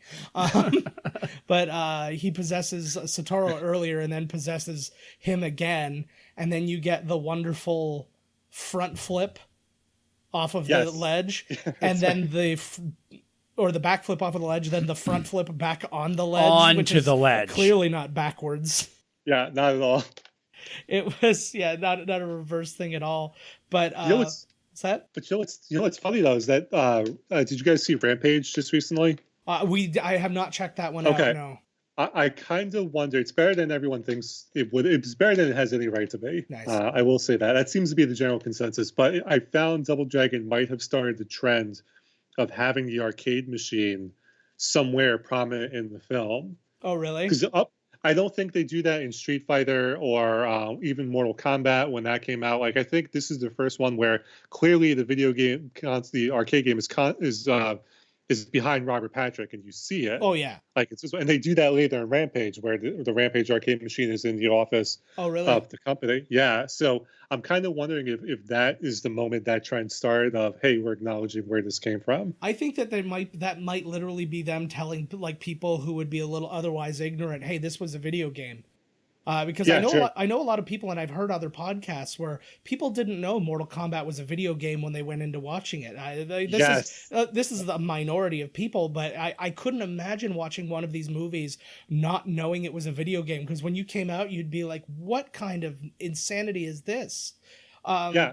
To the Street Fighter credit, though, they didn't have the video game, but his joystick thing that he uses to try and stop Guile on the boat, right. It is the panel from the game, but yeah, the actual physical game itself isn't in there. Can I tell you, like, this is a tangent, but they just announced that Jake Gyllenhaal might play Mysterio, and I'm convinced if Raul Julia was still alive, there is no other person for that role but him. Oh, like man. He would just be fantastic as Mysterio. Like, to me, if I was fantasy casting it, he was that. Yeah, that's cool. He's not a guy I know a ton about. I've seen some of the old cartoons and stuff like that. Mysterio's the guy with the big orb on his head, right? Yeah. Yes. Yeah. And he's like I kind of like him because I was sitting there, I'm like, isn't he a little too crazy even for a Marvel movie? But then I started hearing, he's like a special effects guy and stuff. I'm like, oh no, that kind of lines up. That's his whole deal, is he's just a washed up special effects guy who decides to go into crime. Mm-hmm. And so if you watch Raul Julia's performance as Bison, where it's so over the top, and that's generally how Mysterio is written in the comics, where he's a fraud. So he acts like he's this great actor, but he's awful. So yeah, to me, that's what would have made it perfect. Yeah. So anytime we mention Street Fighter, my brain goes right to Raul Julia. I still to this day, like I broadcast at a TV station in Toronto. Very cool. And we play on one of our channels. We play Street Fighter on the reg, man. It's all the time. Really? And so I see it probably once a week. Okay. And I don't know why I can't not watch it. It's like I have much better things to do and more important things to be doing. But then I see that first like news feed scene at the beginning from Shadowloo, and I'm like, oh, and that's going on, and dereliction of duty begins now. But co-workers being murdered over there. Yeah, you can wait. Not my problem. Babies crying. Fox Street Fighter. Why are there started. babies crying at a TV station? Who That doesn't knows? seem realistic. But on one of the TVs. Oh yeah. Well, I don't have to deal with that. But it's one of those really crazy ones. But yeah, I truly loved him in that movie. And it's like his only downfall being his inability to fight and the fact that he was riddled with cancer while he was doing the movie. But that would be interesting to see. But I'll tell you though about Jake Gyllenhaal. He's finally like not fooling me, because when I heard Jake Gyllenhaal is like circling Mysterio, I honest to God thought they're gonna catch me on this again, because when he was doing Nightcrawler, I thought he was doing a Marvel movie. And so I was like, oh, cool, he's going to play Nightcrawler. Nope, that's not what it was. And then he was doing this That would again. have been a way better movie. Yeah, and then that would have been a way better movie. Exactly. And then I'm just sitting there, and I see Mysterio, and I'm like, oh no, fool me once, Jake Gyllenhaal, shame on you. And then I realized it was actually Marvel this time, and I'm like, oh, okay, phew. Got it, second time. Oh man. It won't be. You watch. The movie will be Mysterio, and he'll be some kid's party magician who falls in love with this battered housewife. It's gonna be heavy drama. It better be. You're gonna be so fucking pissed. But he's gonna be ripped during it. Oh, of course. Come on. And Probably. And still have sex with Heath Ledger. I'm not gonna say I don't want to see it. He's always got this dopey-eyed, like he smoked a big cannon just before going on camera. He's always got this kind of slack-eyed thing going on. Yeah, he does. His eyebrows are weighing his down. That's where he keeps his weed. Yeah. But yeah, to get back to the very end of the movie now. So we discussed really quickly the a Bobo driving the car away. Yes. And I know you had some thoughts on that. Okay. So this is one of those things where, obviously when I was little and first saw this movie, I had no conception of what Kevin Smith was. But if you've seen the Clerks cartoon, there is an episode where Dante and Randall are put on trial. And they're on trial, and like the jury is all NBA All-Stars. And he says that they literally had no idea how to end the episode. So the episode breaks down and becomes this crazy Korean animation thing. And just stuff is happening, and there's like giant robots, and then there's this line where Dante and Randall get into the car, and it says, "Who is driving the car?" And then it cuts to the front. And you see that there's a bear driving. It goes, "Bear is driving the car. How can this be?" And so it's become like a little bit. If you Google "bears driving the car," you will see the exact scene I'm talking about. It's become a little bit of a meme within like the Kevin Smith fandom. But when I saw the scene again, I was like, oh my God, Popo is the bear. Yeah. Like he's just there for no reason, driving the car off to do whatever. And so it's such a weird sitcom-y ending. Yeah. That with the benefit of like seeing this other stuff, it's funnier. But I think what's crazy to me about this scene is like it has no real purpose in being in the film. They were just like, we don't know how to end this movie, kind of like how they didn't know how to end the episode. So let's end it on a silly note where the farting guy drives them away before they tag team the hot girl. Oh, exactly. No doubt. But, absolutely. But I feel like they just wanted, I feel like they decided he was likable at some function at some point. And then so they probably did what they did with Zangief in Street Fighter, where all of a sudden he was like, and he does like the sideways thumb, and they're like, no, thumbs up. And he's like, oh, I'm a good guy now. You turned me up to 11. But what's that line from Wreck-It Ralph?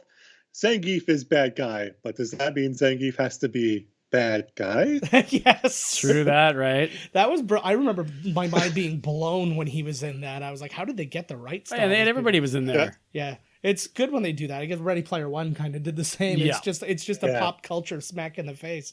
But no, that one's crazy because they had Nintendo characters, which they never they never fucking hand those guys out. Well, can we also discuss too the two Asian gentlemen who are at the end and seeing all this stuff going down? Can we discuss not only Al Long, who we talked about earlier, who is in everything, but their names are Huey and Lewis. Yes, I saw that. Like, and the line does occur where Robert Patrick goes, Huey, Lewis, what's the news? And I almost killed myself, and this podcast almost didn't happen. Like, it was just, I saw it coming. Okay, so okay, so again, like, I'm convinced that there was a better movie here because there's a lot of RoboCop elements. Like, there's that scene where they're doing the news broadcast where Vanna White is playing herself and doing the news, and Andy Dick is the weatherman. And so to me, like very clearly, there was a different film here where they had lines like, who's the boss, or generally I put people in the hospital. Like, I'm convinced that line, what's the news, is left over from that better movie. Absolutely. Where it wasn't taking itself seriously and they were just having fun and fucking around. Yeah. Well, and also this movie takes place in 2007, and I can speak to the fact that Vanna White does not look that good in 2007. Right. She actually looks better in 2017. I think as beautiful now as she was then. So yeah, well, she looks great. She's aged well, but then you can also then put Andy Dick up against that same barometer, and he's not going to come out so clean. No, that's very true. It was all so crazy to me, and I started kind of again just writing my own movie on this because I started thinking on that Purge and stuff like this, and then the idea of Alyssa Milano being the head of this power core thing, and I thought, okay, so we've got a fairly simple movie here. You get the main bad guy, the head of all these gangs and stuff like that, orders the girl to be killed, who's like the head of the power core, like cut the head off the snake kind of thing. And Billy's got a thing for her. She gets kidnapped or hurt or whatever. And then they go out to try and end everything. And that becomes more like the game too, where it's just, okay, the bad thing has happened. And now to make the good thing happen, we just have to fight a bunch of people to get to the end. But they never did that. They just kind of like, oh yeah, by the way, I'm here and I'm doing this thing. I'll see you later. And it's like, cause I'll come up again, but not the way you think. Yeah, no, I think that's exactly right. I mean, very clearly, I think that the actors were sort of like, they know that this is going to be the shits, and so they just went to business for themselves. And so I'm convinced that they did, at one point, were probably just making stuff up on the fly and then shoehorning it into what should have been a very, very simple, uncomplicated film. I mean, yeah, the video game's plot is that the bad guy punches Marianne in the gut, slings her over her shoulder, and then walks away. Yeah. And then that's it. And then you're just chasing them. It's a side scroller where you're just chasing them through the streets. Yeah, I just feel like with this film, there's so much going on. I really want to know. Like, I really want Paul Dini to do the sit down interview with me, where we talk about this film and what went wrong. And I don't think he's going to do it, but I keep trying. I will. I tell you, I will buy 50 copies of that book if you get all if you get all the things together that you want to get together to make this book.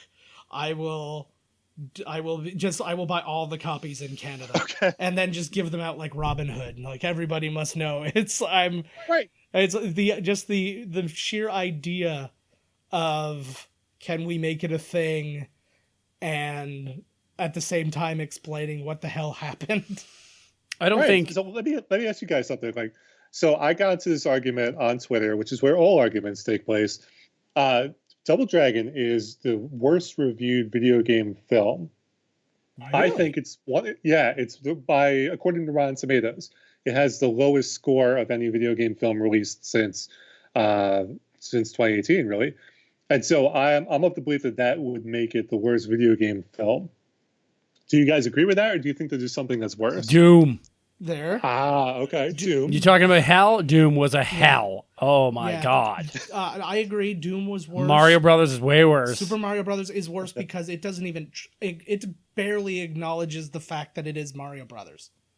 Right. And it's like other than like Goombas don't look like Goombas, nothing is what it seems like. They made attempts in this movie. And that big penis dude is totally the exact same character as the friendly Goomba in Mario Brothers. Yeah, I was actually going to like bring the that up. Same fucking character. Yeah, it's every like, I think they actually like laid out a thing. And what's really interesting too is the directors of Super Mario Brothers did Max Headroom, so they were all style over function, right? So when I watch that movie, I try and take that, keep that in mind. I actually reached out to John Leguizamo and Samantha Mathis to see if I could get either one of them to speak to me. Bob Hoskins was not returning my calls for some reason. But, can't imagine why. Yeah. Nobody reached back. So. I reached out to John Leguizamo once and he slapped my hand away fast. You were reaching below his belt. You were reaching like you were Scott Wolf trying to kick him. But it was. So, I mean, that one was crazy because it's like it didn't even make an effort to be the movie it was. It's like if you buy the rights to Lord of the Rings and then said, oh, good, now that I have the rights to this famous name, I'm going to make something completely different. It's going to be about, racism in LA in the 60s and pornography. Like, it might as well have been the same thing to me. It was just like they slapped in just enough to make some toys that would remind people of the video game, and that was the end of it. Other ones I'm thinking, Mortal Kombat Annihilation was... What about yourself? Do you have one that you think is worse that we didn't mention? Tekken is pretty bad. There's a Tekken movie? Pretty bad. Yeah, I forgot. Yeah. Ugh. There is a Tekken film, and it's just as bad as you think it is. I think, Annihilation was the one that I was the most disappointed with, that I really was looking forward to the sequel, because I loved Mortal Kombat because I was the appropriate age when it came out. I was little, and I was like, this is awesome, and they're ripping off each other's heads? Yeah. What? So when Annihilation came out, I was like, all right, wait, Sonya Blade didn't even come back. It got a different actress, and there's that catfighting scene, which is great.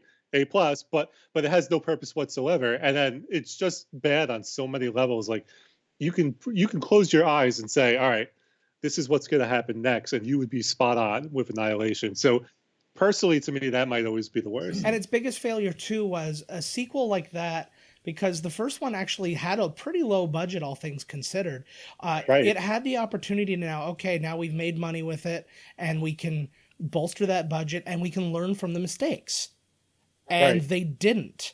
They made more mistakes. And it was, it was like things like, like Goro in Mortal Kombat was really weak. And like you had the punch in the nuts moment with like the crossed eyes, and that's just upsetting, but it is what it is. And but then you have this ability to go back, and it's like, okay, now we can make good on that. And I feel like that's what the TV show was really trying to do, is we're going to make good on all the things they failed to do the first time. Yeah, I agree. I think that they just went so overboard. But there's stuff in that second movie that serves absolutely zero purpose. That's just like the cyborg ninjas are there for no reason, and it goes completely unexplained other than, oh hey, there they are. And it's like, wait, what? So yeah, I think that's, now that I'm thinking about Tekken might actually be the worst. But I haven't seen the Yui Ball film, so I know that those are said to be pretty bad. In the Name of the King. I'll I haven't just seen that. I won't put it in the episode, but I'll just pitch it here. Okay. Watch the How Did This Get Made episode of In the Name of the King. It's Okay. very funny, and they talk specifically about how Yui Boll like threatens to fight people, like people who give him bad reviews. Yes, I've seen that. He's just insane, and that's something. But yeah, I feel like though this was the era that really kind of soured people on video game movies for a long time. Like Nintendo was out. They were actually in pre-production for Metroid when this movie came out, or when Super Mario came out, and then they just scrapped it. They're like, you know what? Forget it. These came. It's only recently that they're getting back into it. It's only like this year that they very slowly have said, you know what? We're doing Detective Pikachu, and I think we're going to do some more animated content on more animated films. So, I mean, the 2018 versus what year was Mario Brothers? 93, 92? Thereabouts, yeah. Something like that. But and the big thing, especially, I think it was exactly that, is everybody who took these things, and superhero movies I can probably throw in there as well at the time anyways, was everybody was just blowing it. This was before like Sam Raimi Spider-Man, and people were like, wow, cool, but it's people were afraid to touch these things, but now you can see people actually like looking at the source material and not treating it like a joke. We've talked about that. That's it right there, is the using the source material. Yeah. That's what killed me about all these movies. Is like they never even watched it, and they're just like, yeah, Superman, double dragon, yeah, two-headed dragon. He falls out with his old lady. You know what I mean? And it's just all these guys who never even played the game or care making the movie. Well, I mean, we still kind of see it today with some comic book movies. I mean, we still had Halle Berry's Catwoman. Yeah. Oh, what a which gem. was Catwoman in name only. I think it was not until Iron Man where you're like, oh, okay, they're actually, well, even then, because the Incredible Hulk came out and was like this weird mismatch of things. But it wasn't really until the Marvel films where people were like, okay, we're going to take the superhero film seriously as well. So I kind of wonder, now, I mean, I didn't see Assassin's Creed, so I can't speak to it, but no. I wonder if now, did it follow it? No, I didn't. Yeah, I didn't see it. I was kind of in that same space. I didn't step foot even near the theater when Assassin's Creed came out. Yeah, he went and saw no movies just to be safe. Woo. He didn't want to accidentally follow. Or like when you're in a theater and you can kind of hear the other movie next to you before yours starts, I would kill myself. Yeah. I didn't. It was one of those things because I didn't know the world, and Warcraft would probably be another one that would fall under that. I didn't know the game, so I was like, okay, I'm already going in a disadvantage. So then if it's not a million times better than what the game is, I couldn't possibly like it. So I'm like, I'll find it someday when it's on TV or something. Yeah, Final Fantasy Spirits Within. Yeah, was another one that to me was very, because that was coming off of Final Fantasy VII. Mm-hmm. And the explosion of popularity. So I went into the theater thinking, okay, you just told a great story. Just do that. And then you got this movie that has nothing to do with anything. Like that movie just, it's irrelevant. It's like something that they just made and slapped a Final Fantasy name on it. It wasn't until Advent Children came out that you're like, okay, this is a decent video game film. Yeah, I get it. Final Fantasy wasn't something I knew. I saw Spirits Within, and he's correct. It was like, what the shit? Well, and it has nothing to do with anything. Nothing. It's just Final Fantasy. It's kind of like Halloween 3. Yeah. Right. The only reason I went and saw Final Fantasy Spirits Within was because it looked so advanced for an animated movie. It did. And I was like, well, I got to go check that out. And I didn't know anything. And then literally I walked out, they might as well have not even put the audio up because it didn't make any difference to me. It was like watching an episode of Baywatch. I'm like, oh, there was a plot or something? Great. Yeah. But it's crazy to me that it also goes the other way. Like we had video games that were based on films that were awful. Yeah. Like I remember having some of them were great. Like Aladdin for the Sega Genesis is considered a classic. Sweet game. But then you've got Wayne's World for the Super Nintendo, which has got to be one of the most god awful things ever invented. Hudson Hawk for Nintendo is very up there too. So it matches the movie then. Yes. Oh, that's good. Yep. Well, they always did that thing where it's like it's a movie without action conflict that we're going to give you a video game, and it's like, oh, what are you going to do? I'm going to jump up and collect CDs. Oh, does that happen in the movie? No, not at all. But got to put out something. It's like that Super Mario Brothers 2 thing where they just took a different game and threw Mario on top. I feel like that's what happens with these movie games. But you know what's crazy? So Double Dragon and Street Fighter are the only two that I can think of where they went and reskinned the game based on the movie. Yes. So like Street Fighter came out, and then they went and reskinned Street Fighter with the actors. Yep. And put it down in the arcade. And then they didn't reskin everyone for Double Dragon, but they did go and change the game around to match the movie. Yeah, but that's not something we've seen. Yeah, I can tell you though, in my research, they planned on reskinning them, and they scrapped the plans. Oh, really? Yeah, they had a thing, and they basically, the video game company came back to them and said they weren't going to be able to get it done on time because it was basically supposed to come out with the movie, and they didn't give them enough time to get it going. So they're like, we can't do it, and then they ended up doing they did like a fighting game in Japan and a couple of other things. There was a couple of iterations, but yeah, none of them were like the movie realistic. Right. Versions that like we saw in the Street Fighter one, or it's like looking like the Mortal Kombat game, essentially. Yeah. I don't know. Were there any other scenes or any other moments that we wanted to bring up? No, there's that one weird scene where Robert Patrick kills one of the gang leaders just to establish that he's in charge of the gangs. And to me, I don't know about you guys, I just felt that was completely unnecessary. Like, he's the richest man in Los Angeles. You know, he's clearly evil and in control of a lot of stuff. So why couldn't you just say, I'm in control of all the gangs? Like, did you really need that Mad Max moment? I'm going to kill this guy on my evil shadow power, my lame shadow power. It did nothing for me. Yeah. Well, no, it shows you. Well, yeah, he had to, because you got to show them I'm not fucking around. He probably hadn't killed somebody in front of his dudes in a while. Yeah. They're getting a little lax. They're taking longer breaks than they should. And he's like, bam, I just killed this guy. And now, remember, I'm the fucking shadow man. I understood the intention, but yeah, it's exactly like you said. It didn't accomplish what it was trying. It didn't really accomplish it. It was really lackluster. It's literally just a shadow goes up to a giant dude who looked like he was the dude from The Hills Have Eyes. Yes. And he just starts like choking him, and I was like, all right. So, and then we watch him die, and he just becomes a person, and then everybody's like, okay, we're with you now. And that was just kind of the end. And I'm like, oh, all right, well, that solved that then. Credits. I liked when, if you remember in the movie, when Jason Patrick, I don't know if he had one half of the medallion, but he goes like kind of wavy cardboard, black and white. He is either entering or coming out of Take On Me by Aha. Yeah, he's entering the end of he's entering the animated world, universe. Where he's raging out because he doesn't have a girlfriend who's in color. Yes. That was definitely one of those scenes where I also wrote LOL, what? Yeah. Taking capital letters. Like, that was just very strange to me. Like, it's just a strange film. And I think that hopefully people that listen or watch this will go back and be like, wow, this was actually something that people paid to make and put into theaters. Oh, man. Well, we thank you for bringing it back into our consciousness. Yes, okay. I've been thinking about this the whole time because we know that this is where the movie was supposed to go. It was probably a scene that they filmed and then threw in the can. Okay, so movie. Alyssa Milano, the bro bros, right? They're walking off. It fades down. It comes back up. They're wobbly H-ing her. Okay, so they're all naked.